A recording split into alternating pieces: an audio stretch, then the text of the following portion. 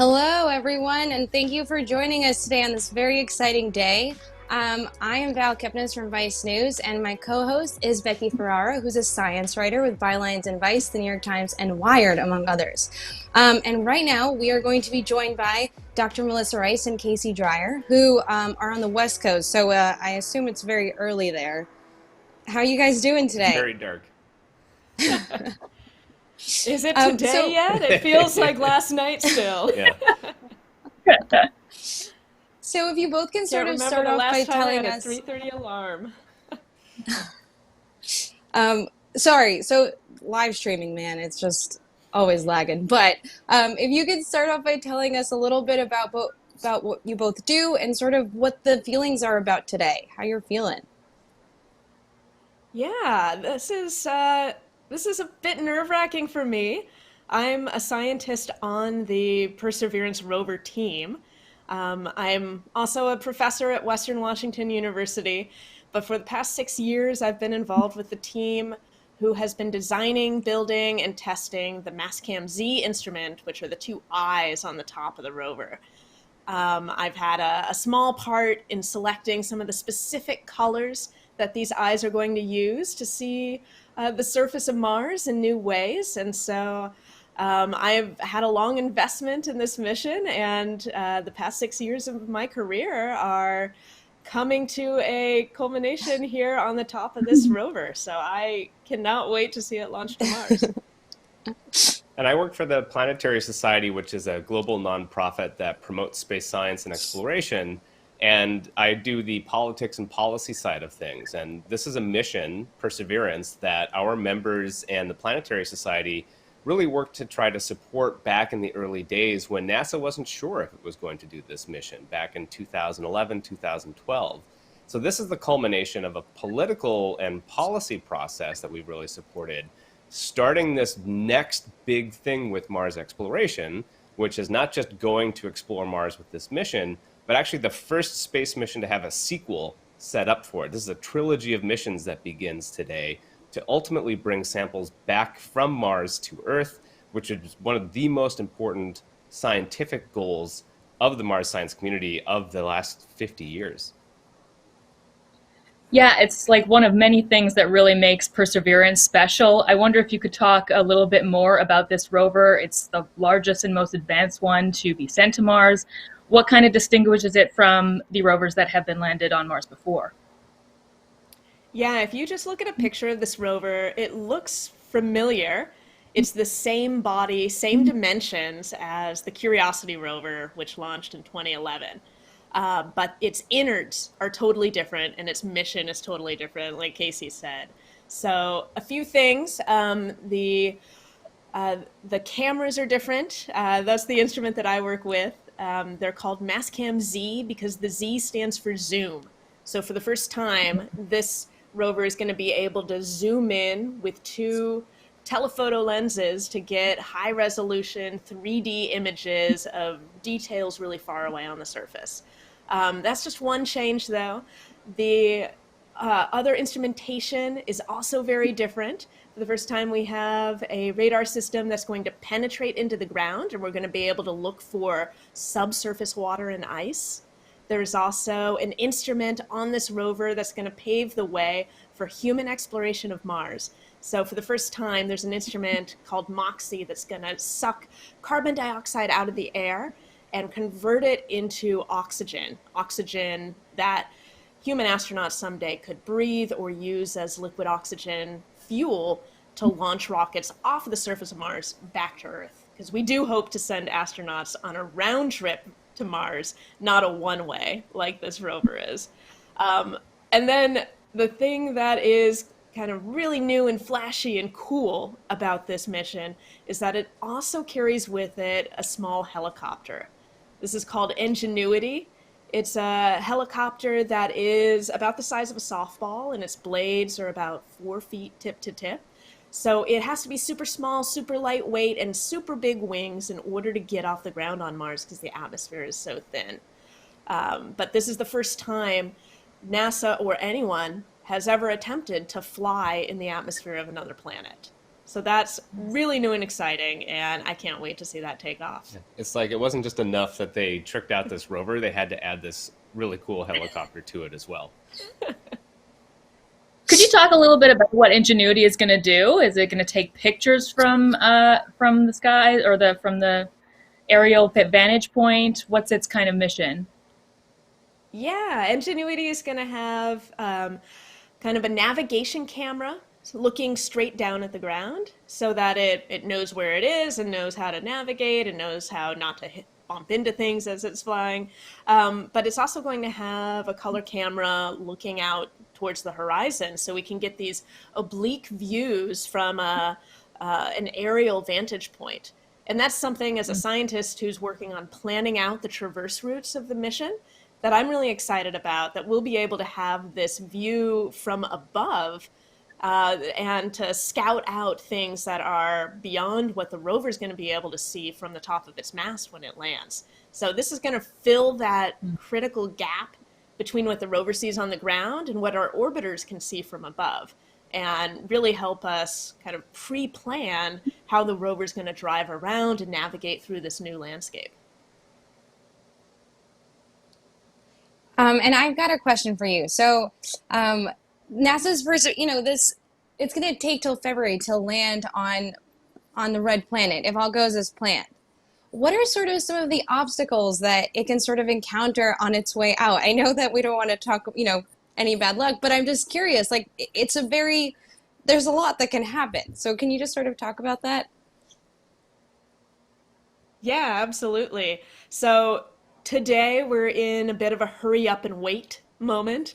We're going to have a launch. There's a lot of tension and excitement built around this, but once we get off the ground and are headed to Mars, then it's a 7-month wait. We call it a cruise because we are kind of in cruise control as the spacecraft is heading to Mars. Now, there are things that can go wrong on the way, but the really nerve-wracking part from this point forward is when the spacecraft hits the top of Mars's atmosphere and has to descend through the atmosphere, slowing down from about 13,000 miles per hour down to, hopefully not more than just a couple of miles an hour. Roughly zero. Yeah. Roughly zero, yeah, in order to get a soft landing. What we don't want is what NASA calls a hard landing, which is a nice term for a crash. So that process, it takes 7 minutes to get from the top of the atmosphere down to the surface. So after the 7-month wait, it's going to be the 7 minutes of terror. And that is a crazy process of a large supersonic parachute deploying to slow the rover down through the atmosphere to about 200 miles an hour. That's not slow enough to do our soft landing. So then a jetpack starts firing and continues to slow the rover down, hover it above the surface.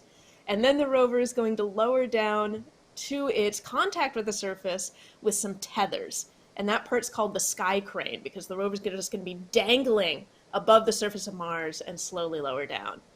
Then once the wheels touch down, those tethers are going to detach and the jetpack is going to fly away, hopefully far away, and then crash into the surface. Yeah, this is why today the launch is the second most frightening thing that the rover is going to go through. Well, of course, the rover is going to have some company on Mars. There's NASA InSight and Curiosity already there. And it's also not going to be the only thing arriving there in February. There's a mission from the United Arab Emirates that's going to be an orbiter mission called HOPE. And there's also a rover from China called Tianwen-1. And so could you talk a little bit about why Mars seems to be getting very popular, not just with NASA, but all around the world?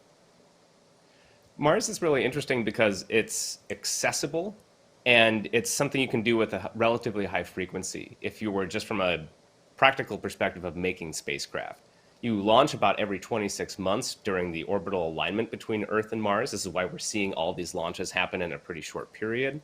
But then also it takes, only 7 or so months to get there, which in space terms is pretty zippy. You're not sending something to the outer planets that might take years. And if something goes wrong or you're learning something and trying to feed back and build a program, you don't have to wait a decade to do that. It's on a much more frequent, high frequency path.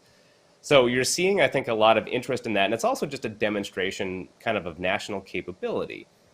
We saw this during the Cold War in the 1960s, which really kicked up investment in space exploration between the US and the Soviet Union. And you're seeing that to some degree, not quite with the same confrontational degree, but it's more of a statement to the national, world community that our technological base, our interest, our research is so capable that we can build something as complex as a mission to another planet send it there, orbit it, get data back, and do it all successfully.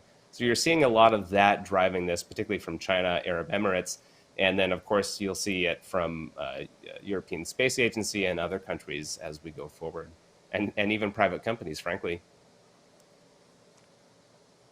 Yeah, and I'm wondering from, the fact that you're a space policy expert, do you think that there's going to be eventually collaboration between these nations in terms of their research, or is this more of a demonstration of a single nation's capability that is more, insular to that? There's a little bit of both with it. There's always been, particularly with NASA, a significant amount of international collaboration. So with the Perseverance rover, we have instruments provided by Norway and Spain and a number of other international contributors. And same with ESA, of course, as a bunch of European countries that do it. United Arab Emirates is actually working with the United States, the university system. So, they're helping, they kind of leveraged universities in the United States to build these instruments who have done it before. And they're learning from this experience to develop their own capability going forward. So, again, space itself is usually just so complex and difficult and to some degree expensive that it really drives peaceful collaboration. It's one of the best, spin-offs of investment in space, is forcing people to work together for pretty much peaceful purposes of just saying, what we're curious about this little red dot in the sky, how do we get there? And that makes people work together. And on the science side, once we land, it's also going to be an international collaboration. It's not just the hardware that other nations are contributing. When Perseverance lands and starts taking pictures and collecting its first data, all of that information that we get is going to go to the public immediately. So it will be hosted immediately on the NASA JPL webpage.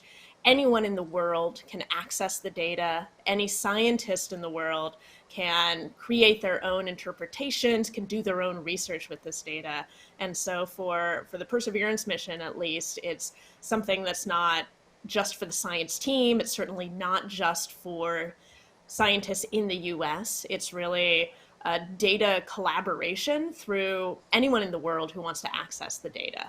As a team member, I don't get any special access. Everyone in the world is going to see these images at the same time that I get to. That's actually something really interesting about the consequence of the public investment. So this is NASA. This is funded by government. This is representative of the people. And in a proprietary mission to Mars, a private mission to Mars, it'd be almost insane to pay all that money and then just give the data away for free. But this is effectively what NASA is doing. We're investing in this capability to build this amazing machine, and then we're sharing that data with the world. It's just really incredible when you kind of step back and think about the implications of that. And I have a question. Casey, you were speaking about how it's a publicly funded thing, and I'm just curious, can you sort of speak about how our approach to funding space exploration has changed in the last decade? Can you speak to that a little bit? Yeah, we're seeing this big addition basically of these new private space or privately funded space entities. So SpaceX is a big one, obviously, but then of course there's Blue Origin, which is personally funded by one person, right? Jeff Bezos, which is somewhat new in the history of space exploration. And you're seeing venture capital coming into space startups to build new, marketplaces in space. Now, the key is, I think, fundamentally that what we're really seeing, it's not the replacement of public investment. It's kind of an addition, and it's a significant partnership. So SpaceX, for example, its largest customer is NASA. So it was built with NASA. NASA put up half the funds for the Falcon 9 rocket investment. NASA provided the stable kind of core customer base to be able to allow SpaceX to get investment into its company, knowing that they would have a big fat contract to launch to the space station once they develop that capability.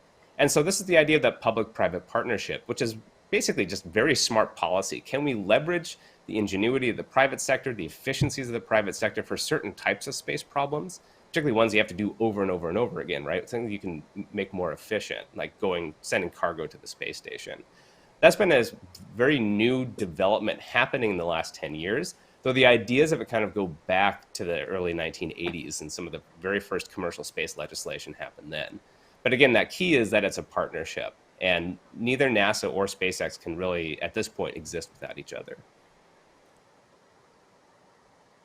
And I just want to remind people watching that the launch is scheduled for 7:50, so we're in the home stretch here. Hopefully, everything goes off well. I did want to ask also. You mentioned that this is setting up a trilogy of these missions that will ultimately give us a little piece of Mars itself, which is very exciting. Could you talk a little bit about that mission timeline and what it will involve, and also kind of the planetary protection concerns about bringing that kind of material back to Earth? Yeah, this is setting up the sample return extended universe, basically, of Mars exploration. This is new. This is, again, really, this is the first spacecraft mission that has a planned sequel to it. That actually has never really happened before. The mission has to go, we're going to sample and grab pieces of Mars now, we'll leave them on the surface. A future mission will go, land near some of those samples, send out a little fetch rover, pick those up, bring them back, stick it into a rocket, autonomously launch from the surface of Mars into Mars orbit, meet up, and then autonomously dock with a third spacecraft that's waiting for those samples in orbit. It'll capture those samples, fly back to Earth, and then drop this canister down in the Utah desert, ideally sometime in 2031. So in the next 10 years or so. And that's all that has to happen for this to work successfully. I'll let Melissa talk about the planetary protection, but you can see why this has taken a long time to get to, both technologically and also scientifically, to know kind of which samples you want to bring back and where you would want to go to try to get these types of important science. Yeah, so planetary protection. There are 2 planets that we have to protect in this process. All of our missions have undergone protocols to protect Mars, because all of our rover missions that have gone to Mars before have stayed on Mars. And a big reason why we're sending these sophisticated spacecraft to Mars is to try and understand the big questions of, was there water on Mars? What was the nature of that water? Was it a place that was habitable? And now with Perseverance, we're taking it to the next step and asking, was Mars inhabited? And this rover is going to directly look for signs of life. So with goals like that, we want to be absolutely confident that if we detect some kind of life form, some kind of biosignature on Mars, and this might be a remnant of ancient life from billions of years ago, preserved in the rock record, regardless, we want to make sure that that is actually Martian life from a pristine environment and not a hitchhiker from Earth, not a contamination from the spacecraft itself. So for that reason, scientifically, it's really important that we protect Mars from a biocontamination. And to do that, we have thresholds, contamination thresholds for the rover that are very difficult to achieve. We bake the rover, we make sure that we test it to make sure that it is absolutely not carrying any bugs from Earth to Mars. And then on the way back, we're in the early stages now of developing the sample handling facility back here on Earth that's going to be rated to the highest biocontamination levels in case there's a hitchhiker from Mars, some kind of Andromeda strain that we don't want. Wrecking havoc here on Earth. And right now, everyone is very sensitive to the potential for any kind of bugs to lead to a mass infection. Yeah, so that's something that NASA takes incredibly seriously, and something that, even though it'll be 10 years until we get these samples back here on Earth, we're already laying the groundwork for how to deal with them. Yeah, they're actually building a number of steps into this robotic process of how they handle those samples on Mars to try to isolate those samples from every step before it. So you don't have this kind of contamination process. It's a difficult problem. And fundamentally, this is kind of why we invest in space, because where else do you find such a difficult problem that you're going to challenge and inspire engineers and problem solvers to do these incredibly hard esoteric things And then you're going to like basically turbocharge this workforce to do what else do you need them to do? Good example, just bring up this COVID thing, is that JPL engineers figured out a way to build ventilators faster than anyone had figured out to do before, and open source that plans to the public to use during the coronavirus. They can do that because we invest in space, because you're building a capability to just be able to pivot to solve all sorts of hard problems. Yeah, the component of the rover that I think is the real engineering tour de force is the system for sample handling, which on the surface sounds like it might be the easiest thing the rover's going to do. Just grab some rocks, hold onto them, put them in some tubes, and leave them on the surface of Mars. That doesn't sound that tough. But actually, to do that in a way that's not going to contaminate the samples that you're extracting from the Martian rock, and then to put them to document them after you've extracted the core sample, to put it into a specific sample tube, hermetically seal it so that it doesn't interact with anything outside of the tube until it gets back to Earth, and then do the documentation that's required to really know what's in that tube, and then to leave it on the surface of Mars. That has been where some of the huge technological advancements have come into play for this mission.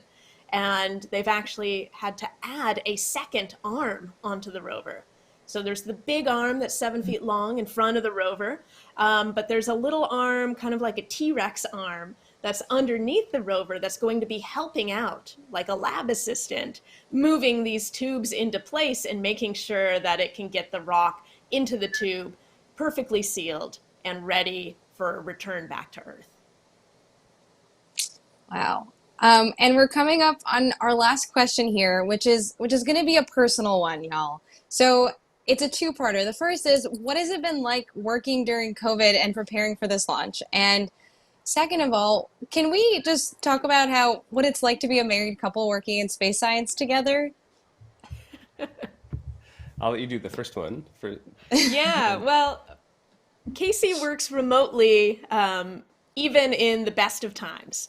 So Okay. his work day has mainly been disrupted by having me around the house all the time too now.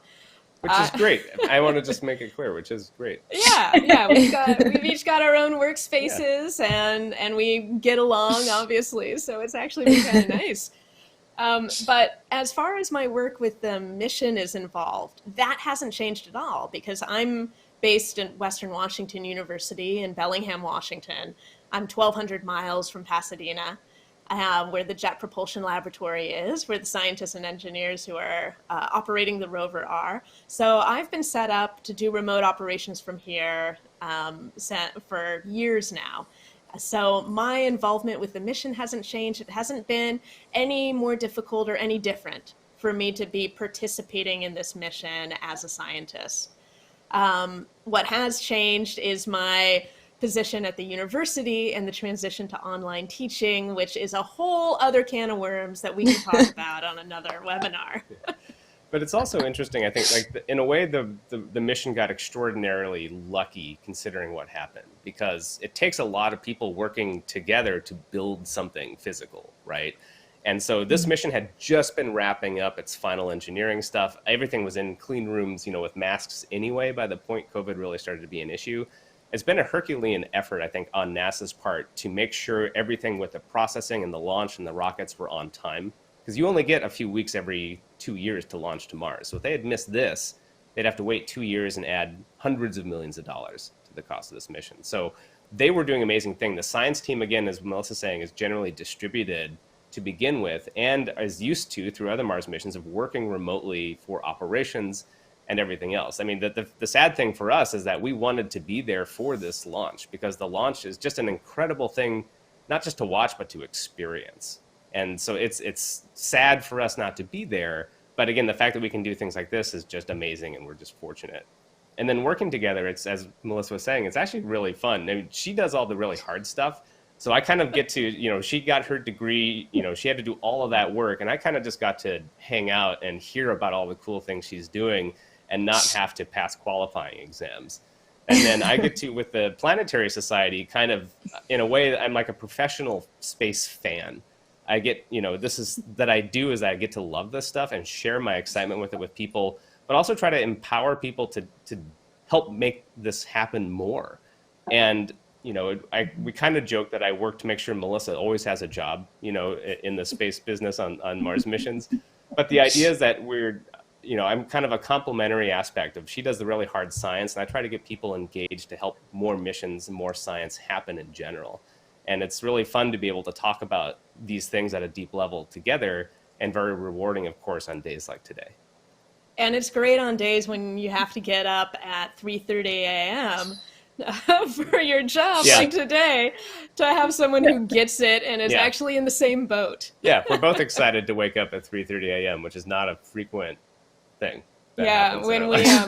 When Curiosity landed, the entire science team went on Mars time, which is a 24-hour and 40-minute day. So that's the difference between a Mars day and an Earth day. And so when the rover landed on Mars, the entire science team went onto this funky clock where our day shifted ahead 40 minutes every day. That's kind of a divorce maker for a lot of households, because it's hard for two people to be on those vastly diverging schedules. But even though Casey was not a member of the Curiosity science team, he was in the space industry. His bosses got what was going on, and so they let him work on the Mars time schedule. So we were able to do that together. Yeah, and there's frankly very few opportunities that you can say that you live on a Mars clock and not be, have people look at you side-eyed. Like it's a really cool thing to be able to live on Mars. Though I wouldn't recommend it for long term. Well, thank you so much, both of you. It was so great to chat, and good luck for watching this for the next 20 minutes. It's going to be exciting. It's just spectacular. Thanks for having us, and everyone watching. This is a very rare and exciting moment. We take it for granted sometimes that these happen, but these types of missions don't just happen. And I just watched Melissa work for almost 7 years with a huge team of people, very hard to ensure that we're at this place today. So it's an incredible moment of human ingenuity and collaboration for a peaceful, curious thing to say, what's over that star, basically. It's fantastic. Yeah, I'm just one of 400 scientists involved on the science side of this mission. And then on the engineering side, there have been thousands of engineers who have contributed to the various components that have come together into this spacecraft at the very tip of this rocket. So this is a huge collaborative endeavor, and I hope that comes across for folks at home watching this rocket that's about to take off, that this is 10 years of work for thousands of people, hearts and souls poured into this. And once we get to Mars, I think it's going to change the way that we see the solar system forever. So exciting. Well, thank you so much, and hopefully we'll get to chat soon. Great. Yeah, thank you. Let's go to Mars. Go Perseverance. Let's do it.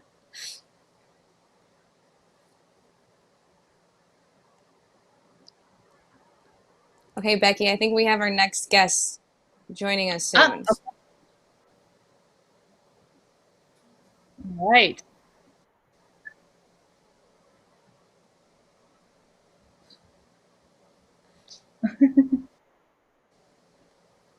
Hey, Alex. Hi, so we're really excited to have you join us. I'm Val Kipnis, and this is Becky Farrar, my co-host, and we're going to ask you some questions. But first, can you sort of introduce yourself and sort of tell our viewers what you do? Sure. My name is Alex Hayes. I'm a professor of astronomy at Cornell University, and my research focus is on solar system exploration. For the Mars 2020 rover, like Melissa Rice, your last guest, I'm a co-investigator on the Mastcam Z team, which is the multispectral stereo zoom cameras that are the scientific eyes of the rover. Yeah, the Mastcam Z is so cool. It's really kind of the face of the rover. If you were wanting to look the rover in the eye, that's what you got. So could you elaborate a little bit on the zoom function? What new stuff can we do now that we have that option? Right. So the Mastcam Zs are exciting because they're the first zoomable lenses that are being sent to Mars. And you might think, oh, I can go down to the camera store and I can buy myself a digital camera. It has a zoom function, but that camera is not going to work on Mars. And so sending the first camera that can zoom, it can self-focus, it has a filter wheel to look through multiple spectral bands, it provides a lot of capability to the science team to focus the investigation of whatever they want to take a picture of to be the best possible picture for that application. And it's going to be very exciting to take advantage of those capabilities. It's also really exciting to build something like that. Whenever you're doing something that complex and you're building it to qualify and work in space, it's a lot of fun. And one of the things I love about being parts of these teams and parts of these missions is working with large groups of people towards common goals. And with Melissa, who you just talked to, and others, one of my roles just before launch here was to help lead the calibration efforts of taking those cameras into a clean room, putting them through their paces, and really understanding what's going on. And as you can see, my family is with me this morning. In the other room, we have the full team Zoom session open where we're all looking and talking and watching this going off. Unfortunately, we're not able to be in Cape Canaveral all together, but as I mentioned, one of the best parts of working in solar system exploration are the connections you build and the teams you work together. And so we're all like a family. We all know each other. And we would all be down there together, but instead we're doing it virtually. So you might see some children running in and out here as they run between the rooms during our interview. I hope that's okay. I think one here wants to say hello. You can come in and say hello quickly, Noel. Go ahead and wave. Say hi. Hello, you're on live Twitter. Doesn't care. Yes. They might all come in. But anyway. But back to the science. So we calibrated these cameras and put them through our paces and really tried to understand how to get the best results we can from them scientifically. And that was just a lot of fun. And I really look forward to seeing them in about 20 minutes take off and go on their way to Mars.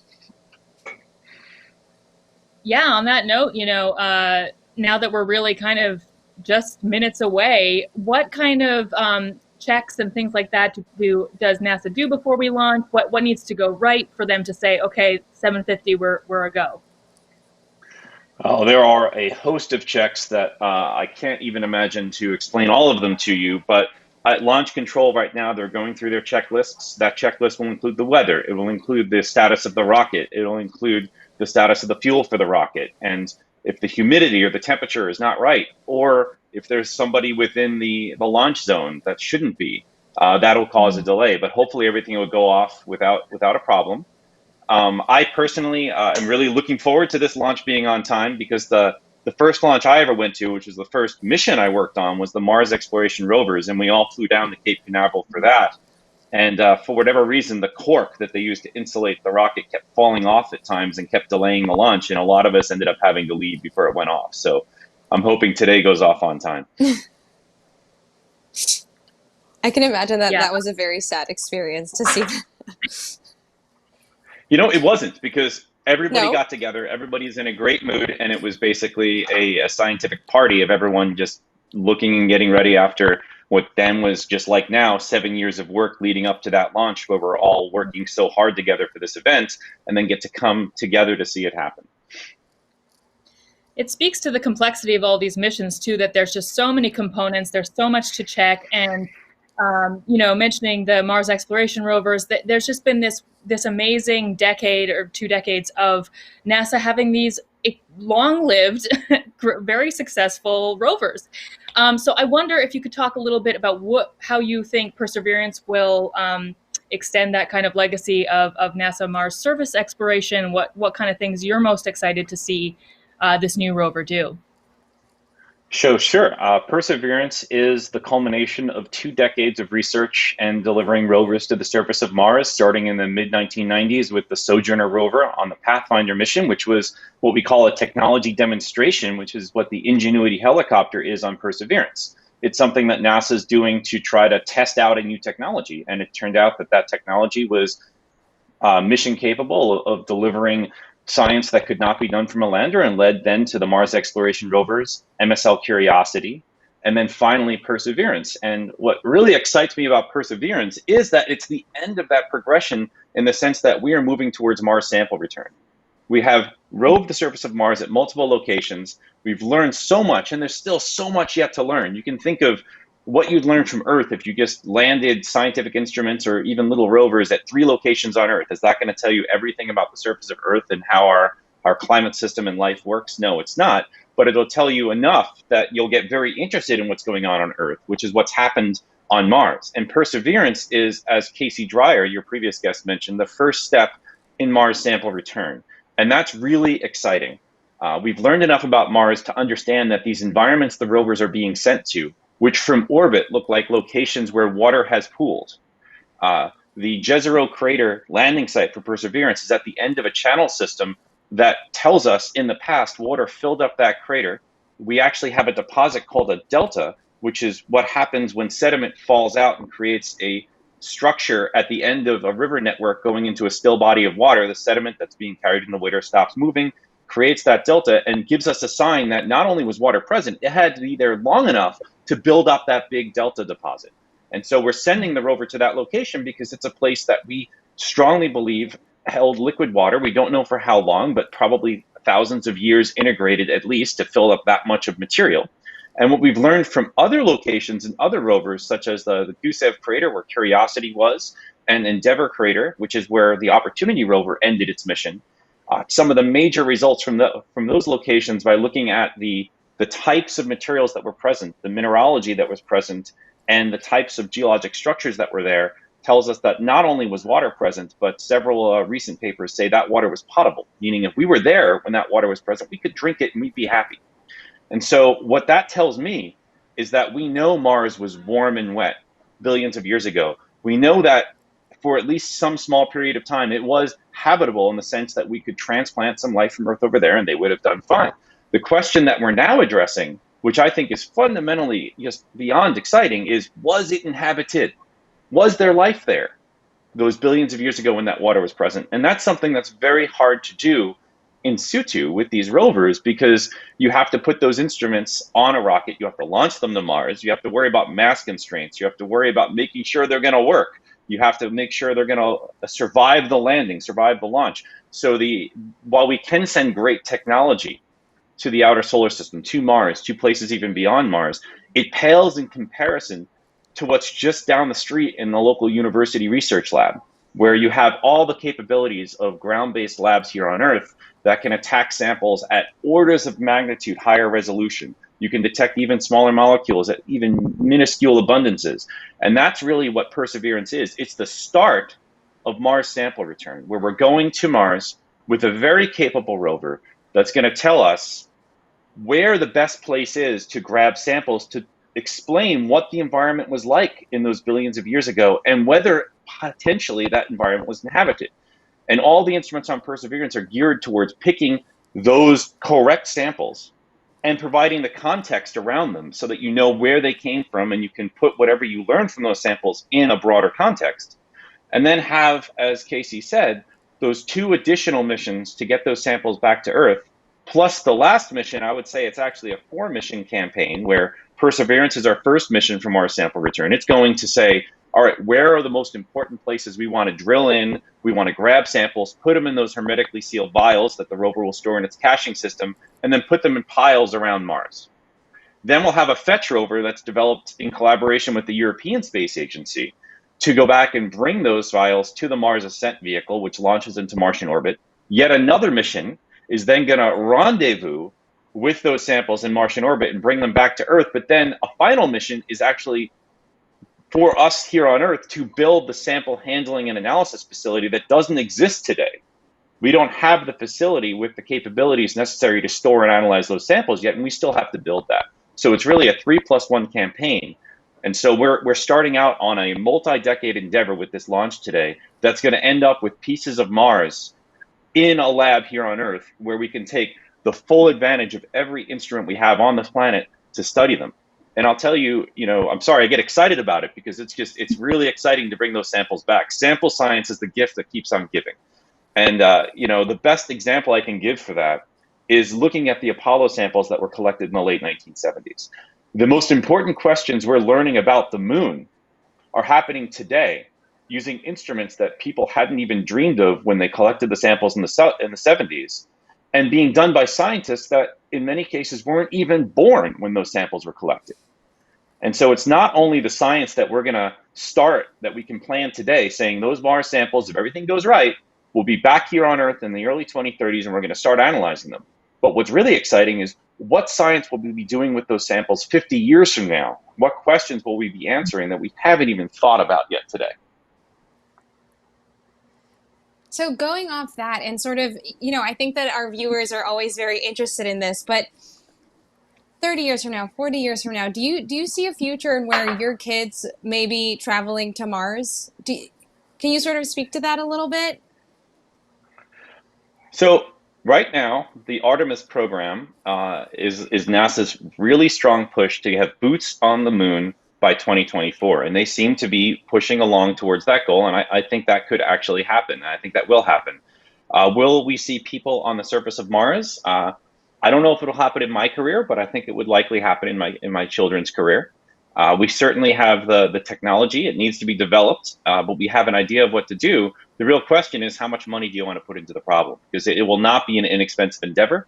It'll have to be a multinational effort, and governments will have to decide that they want to invest in doing that, just like the government in the US decided to invest a substantial fraction of our total gross domestic product in the Apollo program.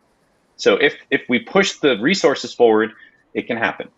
But there are lots of presidential campaigns and decades between now and then. So we'll see what happens. But I do think that the drive for curiosity, the drive for exploration is strong, and that there is a strong push to get people onto the surface of Mars, not only by governments, but also by private companies like SpaceX. And it will happen. It's just a question of when. But until that happens, we have this robotic exploration program that's going to really be answering in the next several decades some of the most fundamental questions we can think about, such as if you have a habitable environment, whether it's on Mars or in the outer solar system, in places where we actually think there are habitable environments even today under the ice of large moons of the giant planets. If you have these environments that are habitable in the sense that you could either in the past or today take life forms from Earth, put them there and they'd be happy, what are the chances that you actually develop a second genesis of life? Are those places inhabited? That is a fundamental question. And what excites me right now is being able to tell students when I teach classes that I truly feel that we're developing the instruments that are going to answer that question today for launch and execution in their lifetimes. Yeah, and to that point, the fact that Mastcam Z is so sophisticated, and even though we're not having humans on Mars yet, we do get these really lovely views from our robots through these robot eyes. How do you sort of decide where you're going to go once you get to Jezreel Crater? How does the Mastcam factor into choosing sites for even the samples that you're going to cache? Right. So there's been a lot of practice on exactly how to work rover operations, starting with the Mars exploration rovers. There are some challenges associated with figuring out how to operate a rover. Melissa said that we lived on Mars time for the first start of that mission because the Mars exploration rovers were actually solar powered. And so they operate on a cycle of the sun on Mars, which is about 39 to 40 minutes longer in the length of day than here on Earth. So if you went to work at 9 in the morning today, tomorrow you go in at 9:40, the next morning you go in at 10:20, and you just cycle through the Earth day. We developed a system where all the scientists get together into various groups and propose exploration strategies. And there are both long-term planning leads, of which Melissa Ice is actually one for Perseverance, who decide what is the exploration campaign over the next, say, few weeks to months. And then there are tactical teams every day that say, these are the science questions that I want to answer and the observations I need for the area around the rover today. And these are the observations that I want for each instrument to take. And the instruments will provide those observations to the Science Operations Working Group in prioritized fashion, whose job is then to cycle them into a schedule that takes into account, hey buddy, very soon, who take into account how much time we have in the day, how much power each observation takes, and how much data it collects, because there are resource constraints on each one.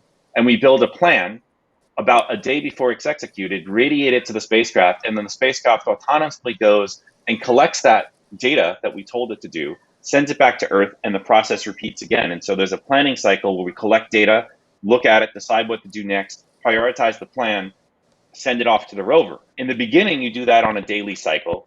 And then as you get better and understand your long-term plan, Just to keep people sane, we tend to extend it out where maybe you'll do a 2 or 3 sol plan, where sol is a Martian day, and have a few days to analyze the data before you decide what to do next. But it's a big group effort, like almost everything in solar system exploration, where we're all trying to work together and figure out what the optimal way is to utilize the resources that the taxpayers have paid for to give us this wonderfully capable rover on the surface of Mars. Well, it looks like we're getting very, very close here. So, I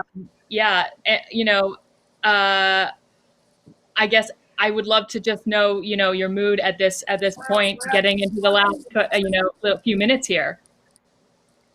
Well, I, like everybody else on the team, are incredibly excited. For me personally, this launch means a lot. I started my schooling as an undergraduate. In high school, I contacted the principal investigator at the Mars Exploration Rovers, who's Steve Squires, and he actually told me that as an undergraduate, you come work on our team. And that's why I went to undergraduate, was to work on that rover.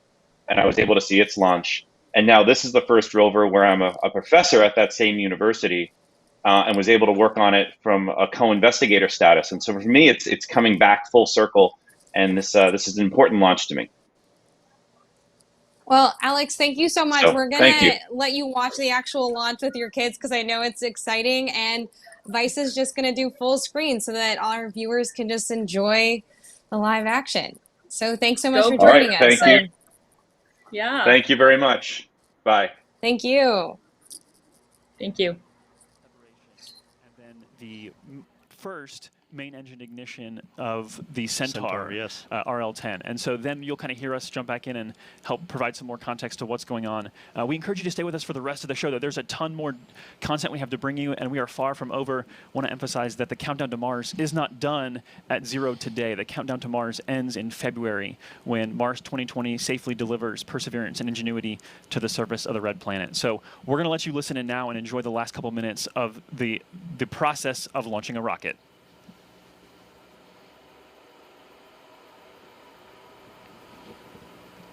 One minute 59. Vehicle internal. 1 minute 55. Launch sequencer start. 1 minute 50. Securing Centaur LH2. Securing Centaur LO2. So there we heard the fueling is 1 wrapping minute up 40. Yep, fueling is wrapping Launch up. enabled. Team is gone. 137. Launch enable's done. Launch conductor sequence is ready to go. They're getting ready to turn the vehicle over to auto sequence at T-minus 31 seconds. So that's a big thing that they're getting done here. At T-minus 25 seconds, we will hear the team give their final goes that everything is ready and 1 the minute launch 20. vehicle is ready to lift off and perform this mission. SCS count started. 1 minute 15. Produce CCS for launch. Roger. 1 minute 10. Vent valves locked.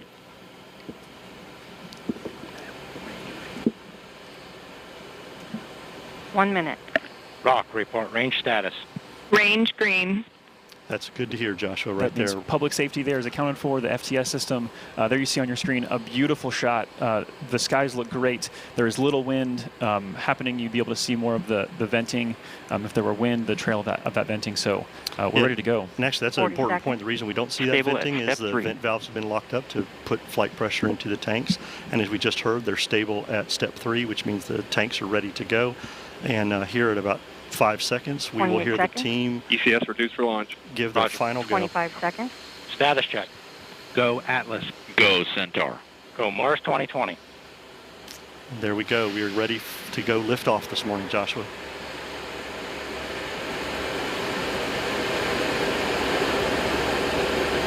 Eight, 7, 6, 5, 4. Engine ignition. 2, 1, 0. Release and liftoff. As the countdown to Mars continues, the perseverance of humanity launching the next generation of robotic explorers to the red planet.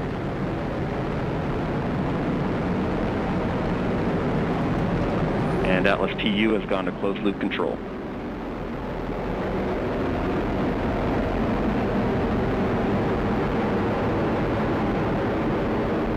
Coming up on 30 seconds into flight, the RD-180 is throttling down as expected. Engine response looks good. And Mach 1 Atlas V is now supersonic.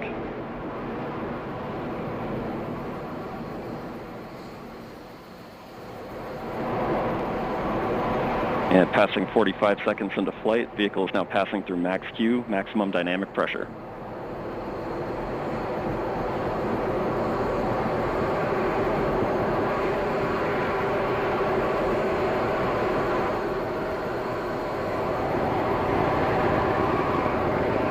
And passing 1 minute into flight, the RD-180 is throttling back up as expected. Engine response looks good. At this time in flight, the SRB chamber pressures remain nominal. The RD-180 pump speed and fuel injector pressures are responding well to demands on the engine. Standing by for SRB burnout shortly.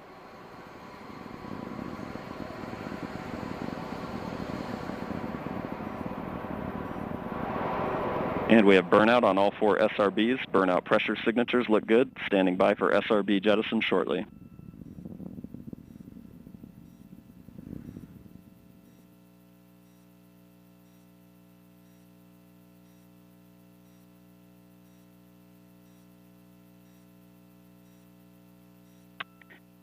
And we have a good indication of SRB jettison of all 4 SRBs.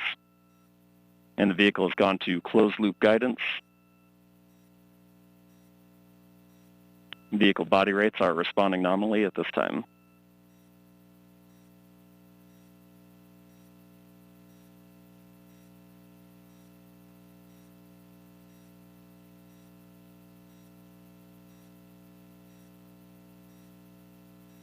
And coming up on 2.5 minutes into flight, the RD-180 is throttled down slightly as expected. Engine response continues to look good. At this time, the vehicle is 50 miles in altitude, 85 miles downrange, traveling at 6,000 miles per hour.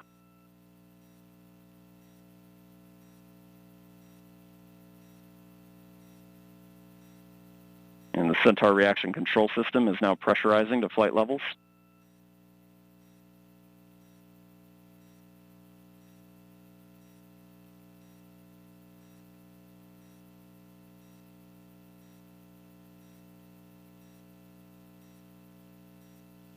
And just past 3 minutes into flight, the RD-180 is now throttling to maintain a constant 2.5 G acceleration limit for payload fairing jettison.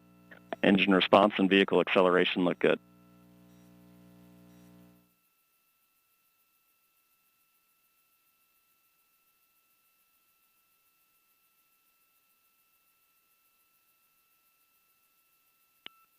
And we have good indication of payload fairing jettison and Centaur forward load reactor deck jettison.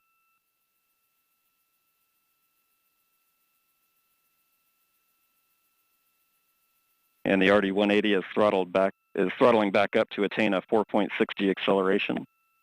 Engine response continues to look good.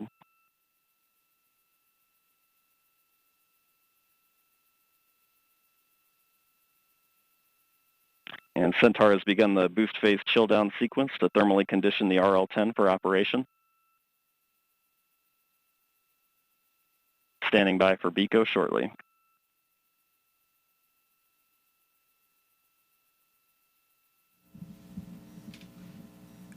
BECO is the call for booster engine. And we have BECO, booster engine cutoff, standing by for stage separation.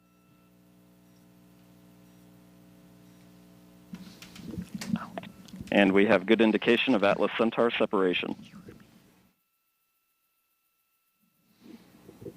So there you're seeing live footage. And we have the MES rocket. 1. RL-10 operating parameters look good. Chamber pressures are stable.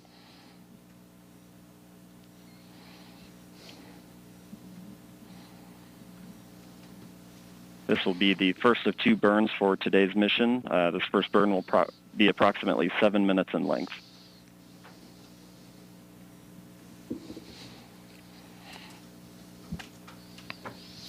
So Mick, that's pretty exceptional footage there. That's live video. We will see that switch over shortly into an animation that kind of helps let us know what's happening with the rocket. But right there, a beautiful liftoff.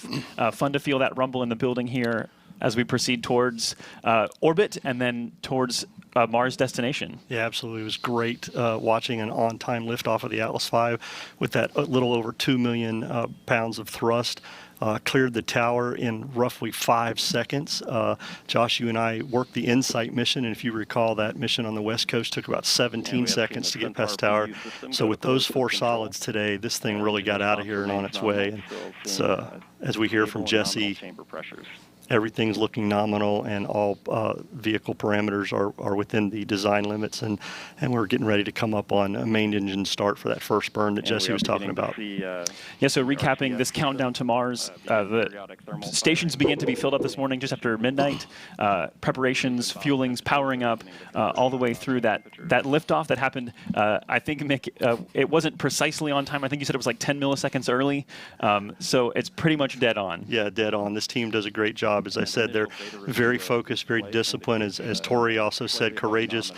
They have done a lot of work to get us to this point today through this pandemic, changed how they did some of their work, made adjustments as needed, a lot of cleaning, a lot of things, a lot of wearing their face masks, doing all kinds of things. And so this is an exciting time, not only for the JPL team in Mars 2020, but everybody that's worked this mission, and for the country and the agency. So this is exciting to see. We still have a long way to go, Joshua, before spacecraft separation. Yeah, we had a really quiet countdown today, which is phenomenal, that we got off the ground on time. And we are proceeding now that we are in the middle of the first burn. It's tough to make out, but that engine is lit and it's firing. So we are in motion. There you go. There's that animation we talked about. Telemetry there as we Hello, everyone, and thanks for watching the Mars 2020 mission. This has been so exciting. It's me and Becky, and we have 2 more guests joining us. We have Marissa Pelusis and Francis Rivera Hernandez. And if you both can sort of introduce yourselves and sort of tell us about how you're feeling today, it's an exciting moment. Yes. Do you want me to go first? Do it. Go for it. So my name's Marissa Pelusis. I'm an assistant professor in the Earth Science Department at Dartmouth College. And I study the surface of Mars. And so this is super exciting. I'm really, really excited. And then I'm Frances Rivera Hernandez, and I'm a postdoc at Dartmouth College and soon to be an assistant professor at Georgia Tech. And I also study the surface of Mars, and I got really emotional when I saw the launch, and so this is a very exciting day for all of us Martians out there. And excited to be here. Yeah. Totally. Thank you for joining us. Yes, thank you so much. Could you kind of walk us through what happens now? How does now that it's out in space, how does it get into a transfer orbit over to Mars?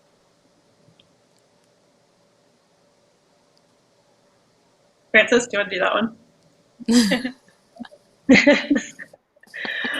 This is where I actually know of quite little. But from my understanding, come close to February, it'll get into orbit around Mars, and then soon after we'll have landing, which includes the amazing sky crane, which we also used for the Curiosity rover, and it's going to be very frightening period for all of us again. It was like frightening today, but it's going to be really frightening, I think, come February, and making sure that everything with getting through Mars's atmosphere, and like I mentioned, the sky crane, and getting everything down to the surface is going to be exciting and very frightening for all of us. Yeah. I don't know if you want to add anything, Marissa. No, it'll also be I remember watching the MSL, when the MSL Curiosity rover landed, because they also used the same landing technology. And they called it like the 7 minutes of, I think it was the 7 minutes of terror. Because basically there's a time delay from when we get the information. So the rover is doing its thing, and then 7 minutes later we find out here on Earth that hopefully it will be a success. But it is sort of like 7 months of yeah. It travels for so long, and then it's down for those 7 minutes, and you're just like biting your nails in anticipation. Yeah. So it's pretty wild.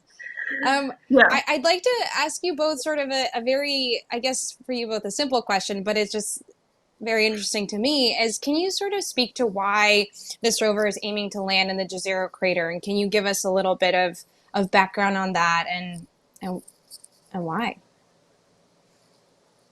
Yeah, maybe I could start, Francis, and you can sort of fill in all the things I missed. So the Jezreel Crater is it's outside of this large basin called the Isidis Basin, and it's 49 kilometers in diameter. I think that's like 30 miles in size, and it hosts an ancient river and river delta. And so the cool thing about this particular system is that basically, 3.5 billion years ago, there was this ancient lake on Mars. And this delta sort of is carrying all of these rocks and things that we're interested in from the crater rim onto the floor. And so, and so this was picked just because it has this, an old river system, this delta deposit, and it's a really, really exciting place to potentially find signs of past life. So, and Francis can probably add to that.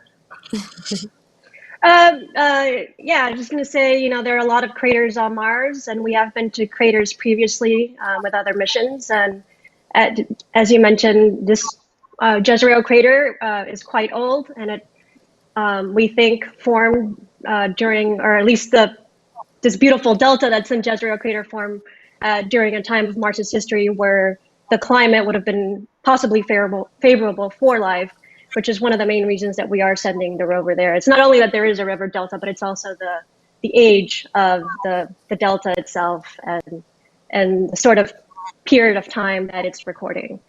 And so, so it's a good place to be sending a rover. And of course, because there is the river delta, we know for sure that there was liquid water. It's one of the few places on Mars where we have a good confidence that there was liquid water standing on the surface of Mars. And as we know on Earth, life needs liquid water to survive, at least as we know it.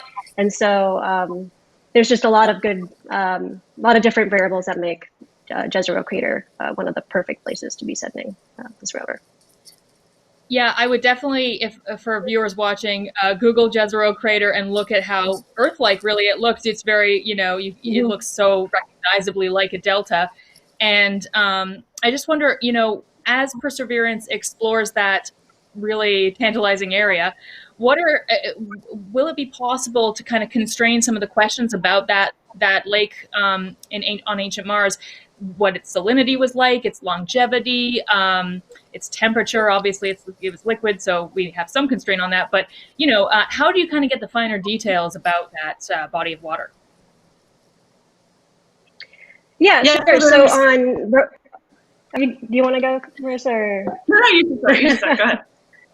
I was going to say that the rover has several instruments that are sort of geared to answering this question, both instruments that sort of pierce at the question of the composition of the rocks to get at the geochemistry of the rocks, and then also a lot of camera, just visual confirmation of the textures of the rocks, so we can actually tie what we're seeing to the composition to sort of piece together a story, which is really what we're trying to do at Jezreel Crater, is sort of tell a story. So not only are we trying to find evidence for past life, but we actually want to place context for that. So as you mentioned, what were the conditions in which past life on Mars sort of persisted?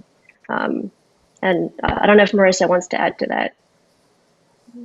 I guess maybe just that one of the things that Francis and I both do is we studied similar systems on Earth.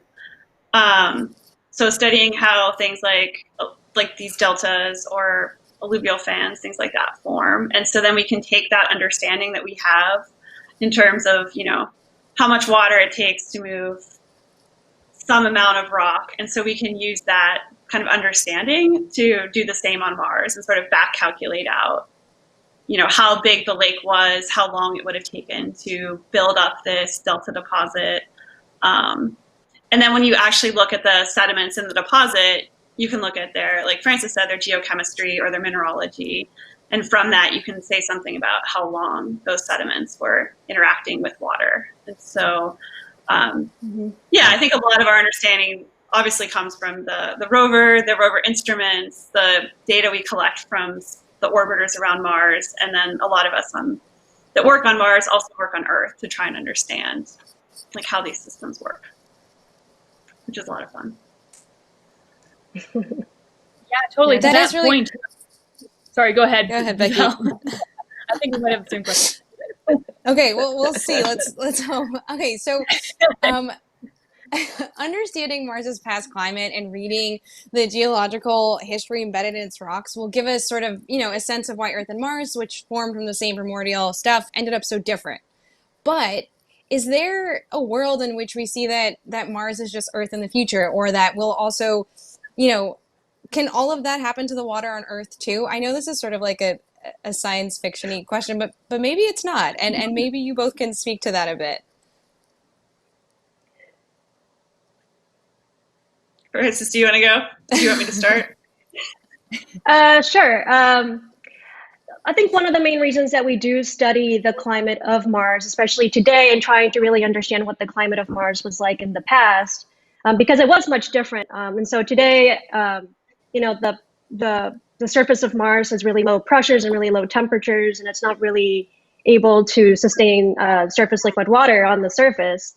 But we do have a lot of abundant geological evidence, like in Jezreel Crater, that there was abundant liquid water on the surface of Mars in the past. And so we do know that the climate of Mars has definitely changed through time and quite drastically. And one of the reasons that we do want to study that is to better understand how the climate on Earth has changed through time.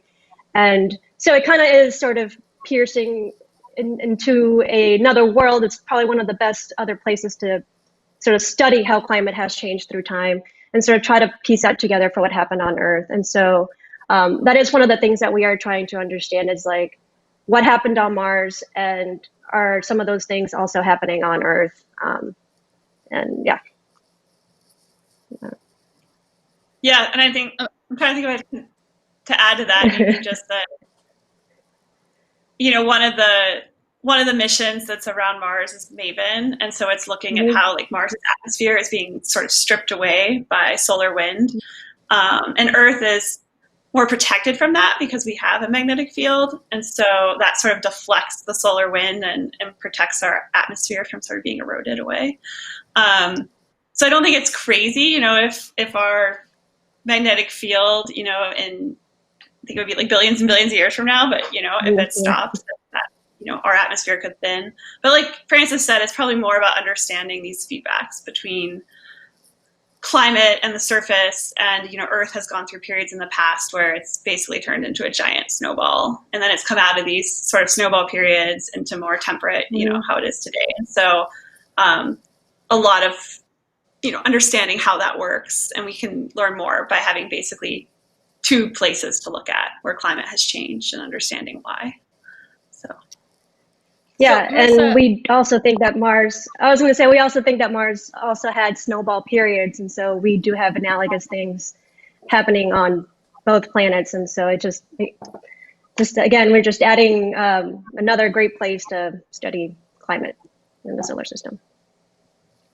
Yeah, so Marissa, I wanted to just jump on the point about the solar wind kind of stripping away the atmosphere. Is that kind of dominant theory for why Mars is so different now? Did it lose its atmosphere, and that just kind of caused all the water to evaporate or something? Yeah, that's one thing. I mean, it is a major like piece, I guess. There's other, there's a lot of people who have done modeling thinking about, CO2 like in the atmosphere. Mars is mostly CO2 atmosphere, but as some of that CO2 maybe is like trapped in the subsurface, let's say like carbonates or other rocks and things like that. And so then that prevents like heat from being stored, from the sun. And that like sort of the greenhouse effect. So I think that obviously the solar wind is probably one of the big ones that's kind of like taking away water and CO2, but then also trying to understand sort of where, if some of the components of the atmosphere are being trapped in the subsurface or at the poles is another question. And I think that's part of what, the InSight mission and these other missions are trying to get at as well, like Mars's atmosphere and subsurface versus the missions that, I think Francis and I are more affiliated with, which are like looking more at like surface processes. Mm-hmm. And, to that point, Francis, given that you study sediments, and this is eventually going to be a sample return mission, I just want to ask, like, the kind of what if you got, your lab got the first dibs on the samples that come back? What would you, the kind of observations and experiments, analysis, that kind of stuff that you'd love to get into those samples with? Yeah, that's going to be very exciting if we actually had an opportunity to get some of those samples. And so for a lot of my research, I focus on actually measuring the size of the sediments, so the grain size, to really get more detailed information about how those sediments were transported.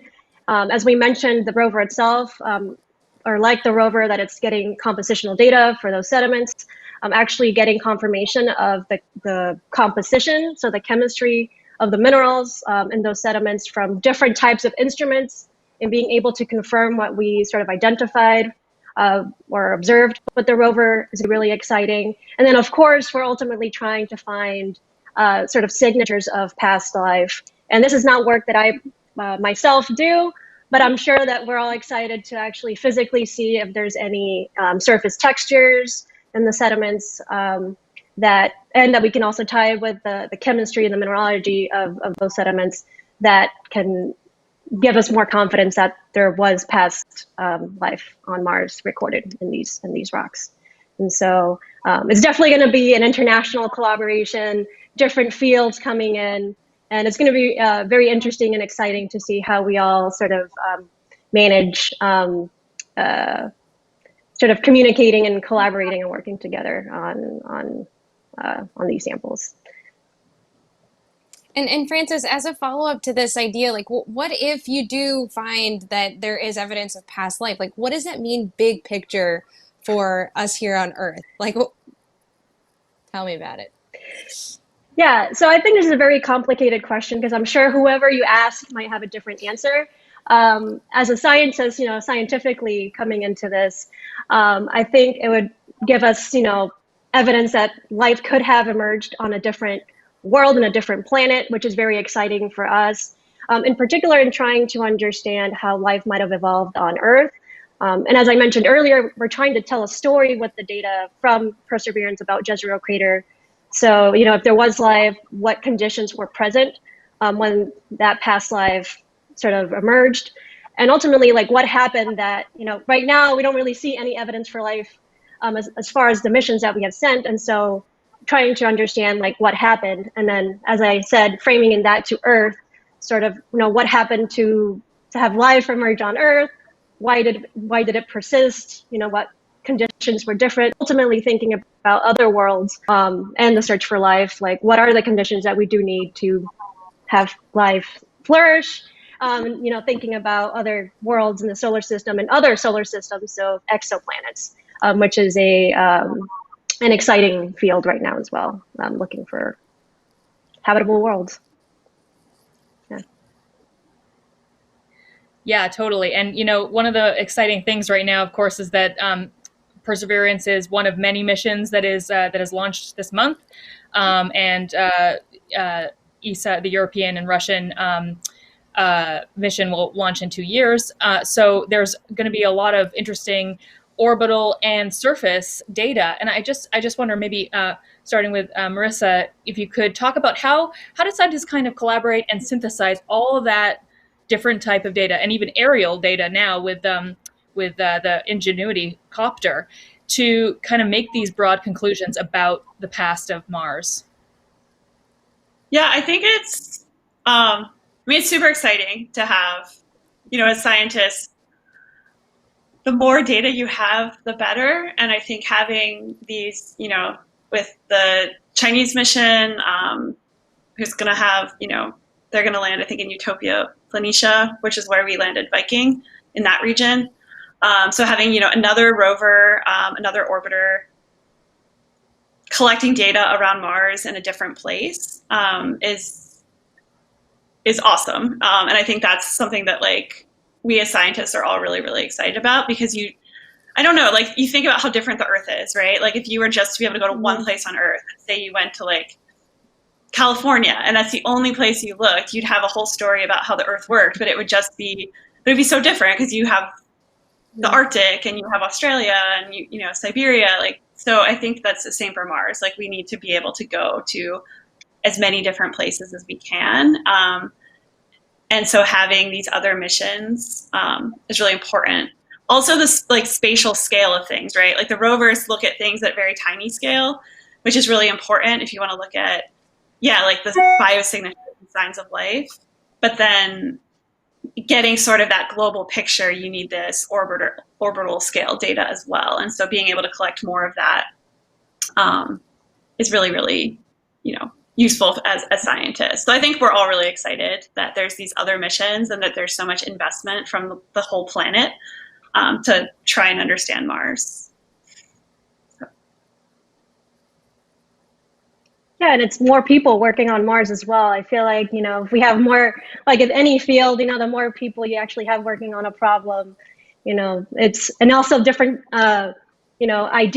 And I think it just adds to the creativity, more countries and different mission groups of people working on Mars and having a new perspective. In addition to just going to different places, it's like adding to the, just more people interested in Mars. And I think that's awesome. I have a question for both of you that I'm going to apologize before even asking. And it's, can you just, as two scientists who study this, can you tell me how realistic the depiction of Mars is in The Martian? And like, can you sort of speak to that? Because I have to be honest, people ask me this all the time, and I'm just like, I don't know, but I'll ask. So here I am asking it. And maybe we could start with you, Frances, and just tell me what you think. Sure. I think out of all of the movies I've seen that were supposed to be set on Mars, this is probably one of the more realistic ones.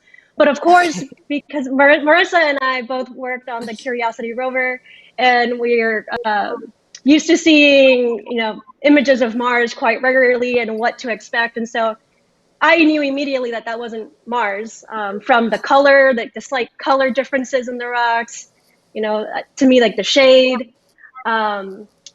Also, a lot of the surface of Mars itself is more broken up than people think, because there's a lot of craters, there's a lot of cratering events happening on the surface of Mars. So it's more of like a little cruddy surface, not really intact. And so it was interesting seeing all this intact, what we call bedrock, in the background, and it's all very not as weathered. And there's also the scenes with the dust and a lot of the sediment particles, like sand particles blowing everywhere, which really wouldn't happen on Mars because like there are dust events, but the atmosphere of Mars is so thin that it wouldn't pick up, particles or sediments that are too big quite easily. And so there are little things here and there that, again, if you're just used to looking at, pictures of Mars, you sort of knew almost immediately that it really wasn't Mars. And I don't know, Marissa, what did you think when you watched it? I think since Frances and I studied sediment transport, like how sediments move, that is the biggest one.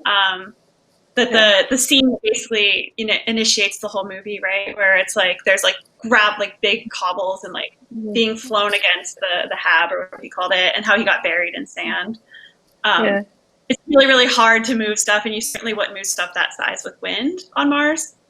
But I read an interview with I think Andy Weir, who wrote it, and he knew that, like, he really consulted with scientists to write this book.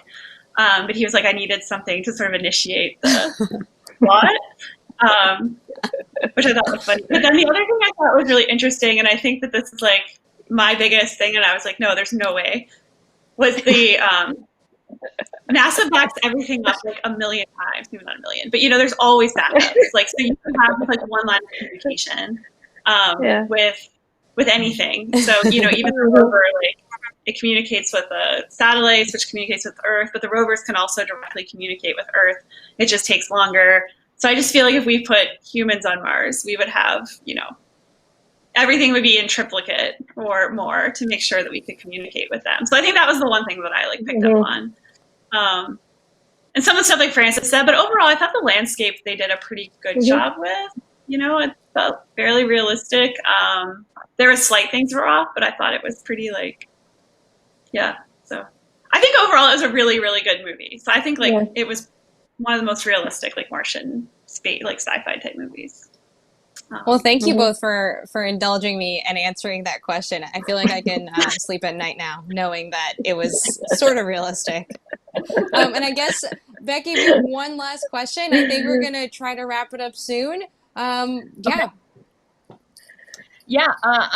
I guess, speaking of the human missions, this is part of a trajectory towards hopefully one day having humans on Mars.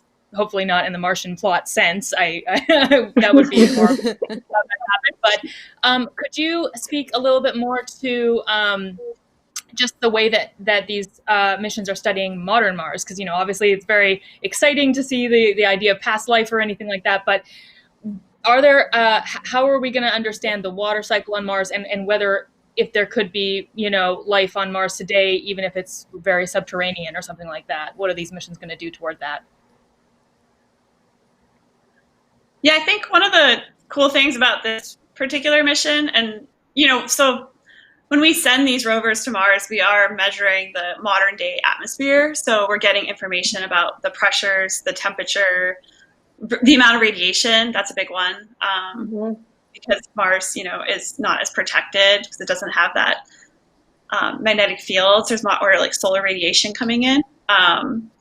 But one of the instruments on the rover is actually going to be testing how to make like propellant and oxygen from the atmosphere. And so this is, part of the Perseverance Mars 2020 mission is to sort of get at human exploration and learn about how we can actually like put humans on Mars and make the materials that we would need to survive, like oxygen, since Mars's atmosphere has very, very, very little. So yeah, I think that's a really exciting part of this mission is thinking about these sort of what the modern day Mars conditions are and how we would have to adapt to successfully put humans on Mars.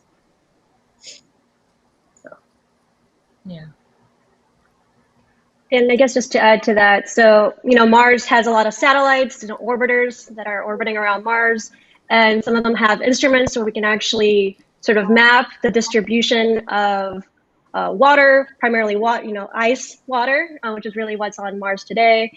And a lot of that occurs in the subsurface. And so we do have an understanding of figuring out, where this water ice is on Mars today. Again, thinking about, future resources for humans in the future. And as Marissa said, we have MOXIE, which is the instrument on Perseverance that's going to help us figure out how we can actually make oxygen from the CO2 atmosphere on Mars, which can also help us not only for breathing, oxygen, but also for fuel, thinking about how are we supposed to be making fuel to send the astronauts back to Earth.